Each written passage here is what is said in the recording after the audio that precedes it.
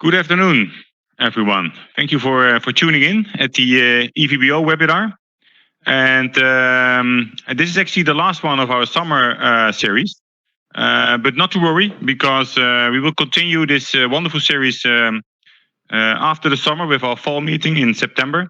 We're going to do this bi-weekly, basically the same setup. So we have two short talks, a keynote, and a presentation of a junior PI. And you will receive the program in due time. And so if you also now wish to be part of the webinar series and present your story, then if you have it in press or these kind of things, then please become a member of the EVBO. Actually, it's a wonderful organization, I think, and that's very simple to do.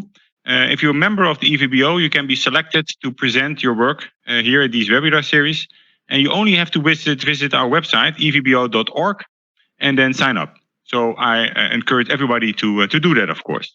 And for today, we have two short talks of 5 minutes. These are selected from the published papers, a keynote by Dietmar Vestweber, and our junior PI is Rui Benedito from Madrid today. And of course, after every talk, there will be time for questions, albeit limited, of course, because we do want to stick to time. I'll have the timer here. That also goes for the speakers. We just discussed that.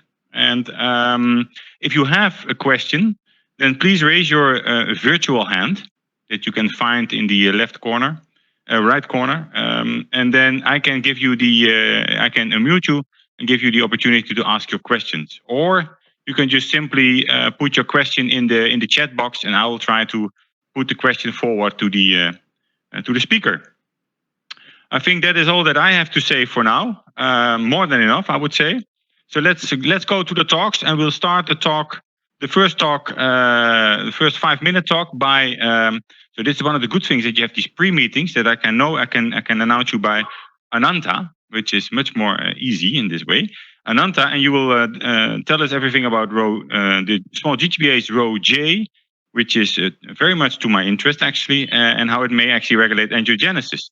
So Ananta, I believe you already have exactly the screen to share. So please, Ananta, the floor is yours. Thank you. Is my screen visible? Am I audible? Yes, it's perfect. Go ahead. Thank you. Hello, everyone. I would like to firstly thank the organizers for giving me this opportunity to share our research. So we are very much interested in this less studied row GTPase row J, which is actually highly enriched in the endothelial cells. And we would like to know what it does in the process of angiogenesis. For lack of time, let me go to the crux of the paper very quickly.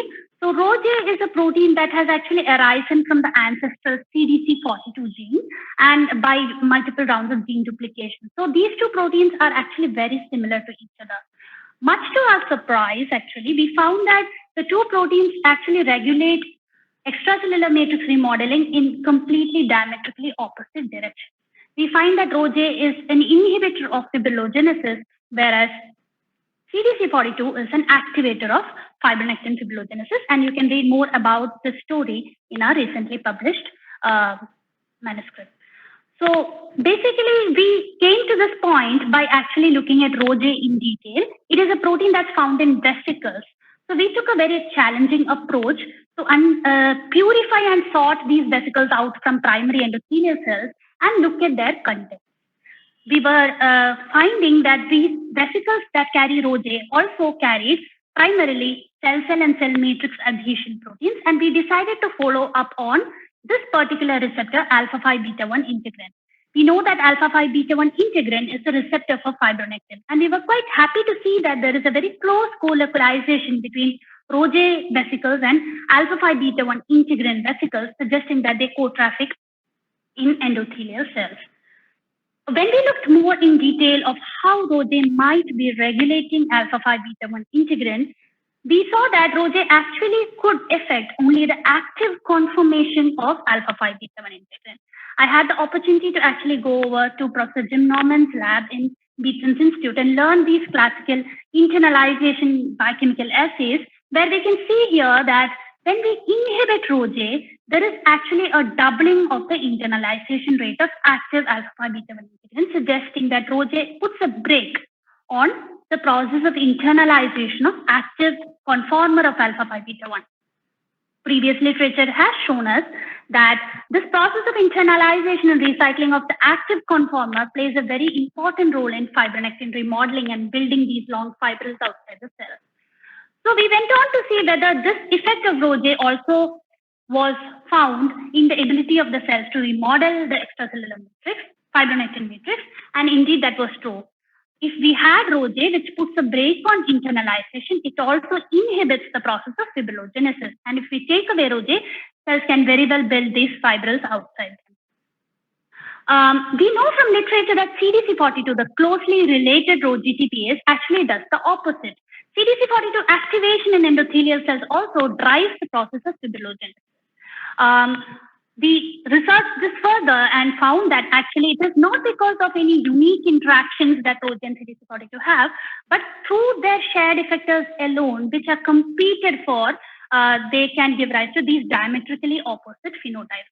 So if the effectors like PAC1 and PAC3 are bound to ROJ, which ROJ pulls away from CDC42 and therefore inhibits the process of fibrillogenesis. But when PAC3 and PAC1 are the shared effector is bound to CDC42, then the process can be driven.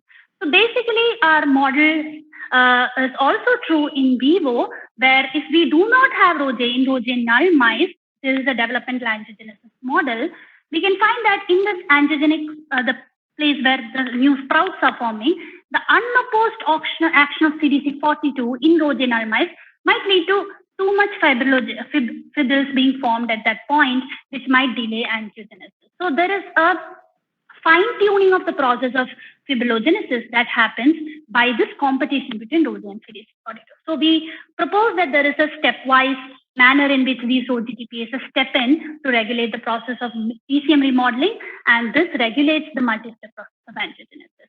I would like to stop by thanking my supervisor, Professor Harry Miller, and all collaborators and BHF for funding, and I'm happy to take questions now. Ananta, thank you very much. That was a very clear story and also very nicely in time, I have to say. So I'm looking for anyone who is raising their hand. I see that Michael Welsh has a question. Michael, go ahead. Yeah, hello. Very interesting indeed. I wondered, will a ROJ inhibition also cause redistribution of FAK, focal adhesion kinase? Yes, there is previous literature from Professor Vicky Heath's group in Birmingham that shows that ROJ inhibition actually changes the turnover of focal adhesions, and ROJ activation and inhibition also change this, especially the activation primarily causes the cells to have a higher surface area and a bigger focal adhesion. Thank you. Thank you. We have another question for Maria Garcia Lampugdani. Maria, go ahead. Yes, thank you. So my question is, do you know anything more about the mechanism through which ROJ and CDC42 compete in opposite direction for fibrillogenesis of fibronectin? So we believe that ROJ and CDC42 actually occupy like very different places in the cell. ROJ is there in these very big vesicles which are closer to the nucleus in the perinuclear compartment. So when ROJ is bound to the shared effector, it's like taking it away from CDC42. So we believe that there is a mislocalization of the shared effector that we think might be playing a role. So we do find that ROJ co-localizes with PAC3, especially that we looked into, whereas CDC42 actually co-localized with PAC3 in very small vesicles that we believe are in the secretory pathway where integrins are recycling, whereas ROJ co-localization with PAC3 was in a totally different place. So we think that there might be a mislocalization, but we have not explored in detail how the competition might work out in the cell. Okay, thank you. Thank you. That is very interesting. So the role with fibronectin, actually, if I may, Ananta, is there a link also to inflammation, actually? Do you know that? Not really.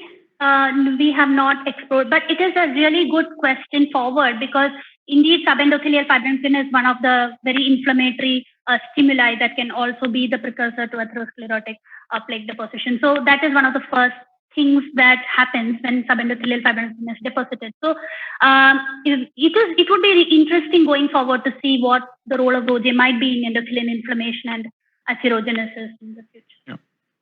Thank you very much, Ananta. That was very clear.